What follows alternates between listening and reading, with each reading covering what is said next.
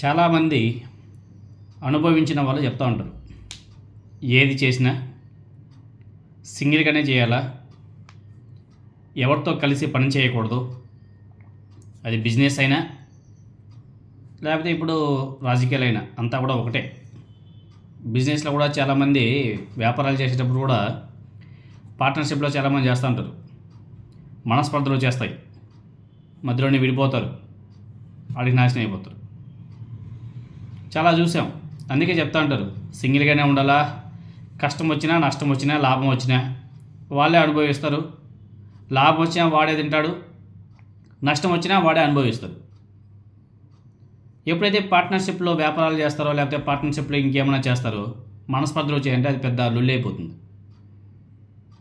కాబట్టి ఎవరైనా సరే ఏదైనా చేసేదానికి సింగిల్గా ఉంటేనే సింగిల్గా ఓన్గా డెసిషన్ తీసుకోగలరు, ఎవరి మీద డిపెండ్ కాకుండా ఉంటారు. ఏదైనా సరే వాళ్ళే అనుభవిస్తారు, లాభమైనా నష్టమైనా వాళ్ళే అనుభవిస్తారు. ఇవంతా కూడా ఎందుకు చెప్పుకుంటున్నామంటే ఇప్పుడు తెలుగుదేశం పార్టీ జనసేన పార్టీ పరిస్థితి కూడా అలానే ఉంది. తెలుగుదేశం పార్టీ ఏమో ఎక్కువ ఓట్ షేరింగ్ ఉన్నటువంటి పార్టీ. అంటే ఈ మూడు పార్టీలతో కంపేర్ చేసుకుంటే తెలుగుదేశం పార్టీకి ఓట్ షేర్ ఎక్కువ. తెలుగుదేశం పార్టీకి ఒక 40% ఉంటే, జనసేన పార్టీకి ఒక 2-3% ఉంటే, జనసేన పార్టీకి ఒక 3-4% ఉంటే, బీజేపీకి ఒక 1%. ఇవన్నీ కలుపుకుంటే ఒక 50% ఓట్ షేర్. ఇక్కడ సీట్ల పంపకాలు, పదవుల పంపకాలు పాపం వాళ్ళు చాలా గగ్గోలు పెడుతున్నారు. ఫస్ట్ ఏమో జనసేన పార్టీకి కేటాయిస్తారు, తర్వాత తెలుగుదేశం పార్టీ నాయకులు లొల్లి చేస్తారు, దాన్ని అలా పెండింగ్లో పెడతారు. కొద్ది రోజుల తర్వాత తిరిగే అది తెలుగుదేశం పార్టీ కైవసం చేసుకుంటుంది, తెలుగుదేశం పార్టీ లాక్కునేసుకుంటుంది. ఇలా చాలా విషయాలు మనం చూస్తున్నాం. ఇప్పుడు లేటెస్ట్గా AP film development corporation chairman పదవి కూడా ఈ కూటమి పార్టీలో ఒక సస్పెన్షన్ నెలకొద్ది. ఆ పదవి కోసం హరిహర వీరమల్లు నిర్మాత ఏఎం రత్నం గారి పేరును పవన్ కళ్యాణ్ గారు ప్రతిపాదించిన విషయం మనకు అందరూ కూడా తెలిసిందే. ఆయన ఒక బహిరంగ మీటింగ్లోనే చెప్పాడు, నేను ఆయన పేరుని చంద్రబాబు నాయుడు గారికి రిఫర్ చేశాను అని చెప్పేసి బహిరంగంగానే చెప్పాడు. కూటమి ప్రభుత్వంలో పవన్ కళ్యాణ్ మాటకు తిరుగు లేదనే అభిప్రాయం ఏర్పడినటువంటి దశలో ఇప్పుడు హిందూపురం ఎమ్మెల్యే నందమూరి బాలకృష్ణ గారు కొత్త ట్విస్ట్ ఇచ్చాడు. ఆయన ఏపీఎఫ్టీసీ అంటే AP film development corporation chairman పదవి కోసం బాలయ్య బాబు గారు కూడా మరో పేరును సిఫార్సు చేసినట్టు తెలుస్తుంది. బాలయ్య సూచించినటువంటి వ్యక్తి కూడా సమర్థుడే అని చెప్పుకుంటున్నారు.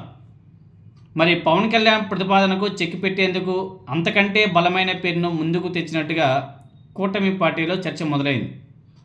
దీంతో తుది నిర్ణయం కూటమి పార్టీల మధ్య చిచ్చురేపే అవకాశం కూడా ఉందని చెప్పేసి ఆ పార్టీలోని నాయకులు కూడా భావిస్తున్నారు.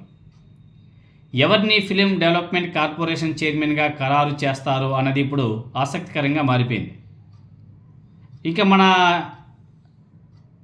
ఏఎం రత్నం గారి గురించి ఒకసారి మనం చూస్తే ఆయన పవన్ కళ్యాణ్ గారు నటించినటువంటి హరిహర వీరమల్లు సినిమా నిర్మాత. ఆ మూవీ వసూళ్ళు ఆశించిన స్థాయిలో లేకపోవడంతో ఆయన ఇప్పటికే ఆర్థిక ఇబ్బందులు కూడా ఎదుర్కొంటున్నాడు. సినిమా కోసం జనసేన పార్టీ ఏకమై ప్రచారం చేసిన జనసేన పార్టీ నాయకులు, ఎమ్మెల్యేలు, మంత్రులు, ప్రభుత్వమే దిగి ప్రచారం చేసిన బాక్సాఫీస్ వద్ద అంచనాలను అందుకోలేకపోయింది ఆ సినిమా. ఈ క్రమంలోనే ఏఎం రత్నం గారికి ఫిలిం డెవలప్మెంట్ చైర్మన్ పదవి ఇస్తామన్న పవన్ కళ్యాణ్ గారి హామీ కూడా ఇప్పుడు సందిగ్ధంలో పడింది. చివరికి ఈ పదవి ఎవరి ఖాతాలోకి వెళ్తుంది అనేసి ఇటు సినీ పరిశ్రమ, అటు కూటమి పార్టీల రాజకీయాల్లో ఒక పెద్ద హాట్ టాపిక్గా మారిపోయింది. ఎందుకంటే ఆల్రెడీ జనసేన పార్టీ ప్రతిపాదించింది, ఇప్పుడు దాన్ని మళ్ళీ బాలయ్య గారు ఇంకొక పేరు ప్రతిపాదించాడు. మరి ఎవరో ఆ పదవిని లాక్కెళ్ళిపోతారనేది చూడాలి. ఇక్కడ పవన్ కళ్యాణ్ గారు నెగ్గుతారా లేకపోతే బాలయ్య బాబు గారు నెగ్గుతారా అనేది చూడాలి.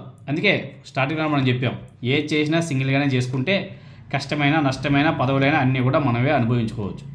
ఒకరితో పొత్తుల్లో వెళ్తే ఇదిగో ఇలా ఉంటుంది వ్యవహారం. దగ్గర దాకా వెళ్తుంది, దగ్గరికి వెళ్తుంది, అక్కడి నుంచి మరి బ్యాక్. ఆశించినట్టే ఉంటారు, ఇచ్చినట్టే ఉంటారు, కానీ లాస్ట్ మూమెంట్లో కొలాప్స్. ఇలా ఉంటాయి. అందుకే ఎవరైనా సరే ఏదైనా చేసినప్పుడు సింగిల్గా చేసుకుంటే బెటర్ అనేసి చాలామంది చెప్తుంటారు. ఇప్పుడు వైసీపీ వాళ్ళు ఉండరు. జగన్మోహన్ రెడ్డి గారు ఏ పేరు ప్రతిపాదిస్తే ఆయనే నాయకుడు. దానికి తిరుగులే. ఇంకా అసమ్మతి ఉండొచ్చేమో అక్కడ ఇక్కడ, కొంచెం తిరిగి ఉండదు, పేరుకి తిరిగి ఉండదు, ఆ మనిషికి తిరిగి ఉండదు, అంతే. ఒకటే డెసిషన్.